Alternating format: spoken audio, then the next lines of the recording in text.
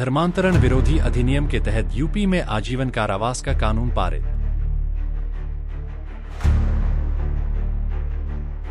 उत्तर प्रदेश के दिल लखनऊ के ऐतिहासिक विधान भवन में राज्य विधानसभा का मानसून सत्र चल रहा था। जिन कई विधेयकों पर चर्चा हो रही थी, उनमें से एक अपनी गंभीरता और बहस की तीव्रता के लिए सबसे अलग था। यूपी धर्म परिवर्तन निषेध संशोधन विधेयक 2024। जब सबकी नजरें विधानसभा पर थीं, संसदीय कार्य मंत्री सुरेश खन्ना ने संशोधन विधेयक पेश किया। उन्होंने नए कानून के प्रावधानों का विस्तार से वर्णन किया, जिसका उद्देश्य धोखाधड़ी या जबरन धर्म परिवर्तन के दोषियों पर कठोर दंड लगाना था।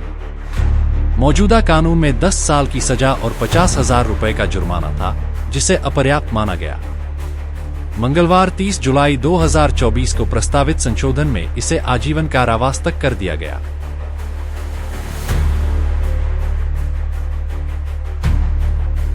विधेयक के प्रावधान बेहद सख्त है।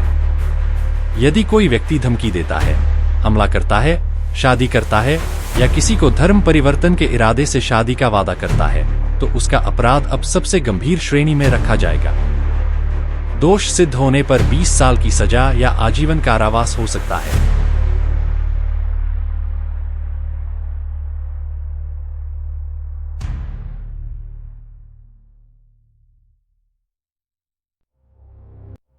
यह संशोधन विशेष रूप से महिलाओं और नाबालिगों सहित कमजोर समूहों में जबरन धर्मांतरण की घटनाओं के जवाब में लाया गया था, जिन्हें कुछ समूहों द्वारा लव जिहाद कहा जाता है।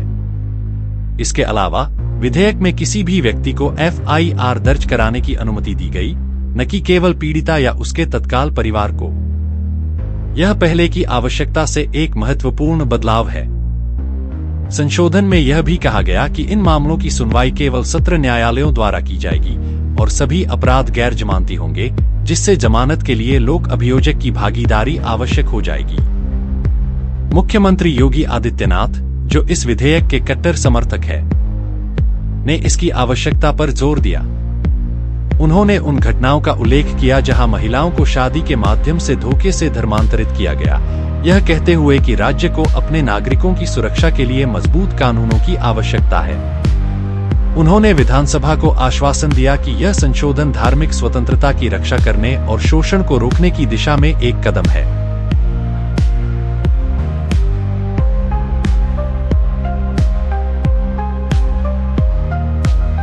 विपक्ष, जिसमें समाजवादी पार्टी और आजाद समाज पार्टी शामिल थी, ने विधेयक की आलोचना की।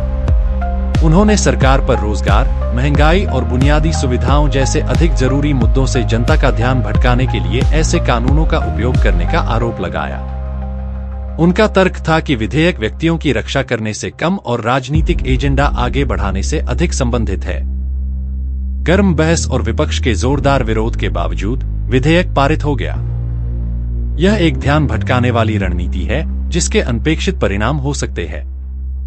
कांवड़ यात्रा के नामपट्टिका विवाद के कुछ दिनों बाद इस विधेयक को पारित करने से मुख्यमंत्री की माहौल को ध्रुवीकरण करने की मंशा उजागर होती है, जिससे राष्ट्रीय स्वयंसेवक संघ RSS के एजेंडे को लागू किया जा रहा है।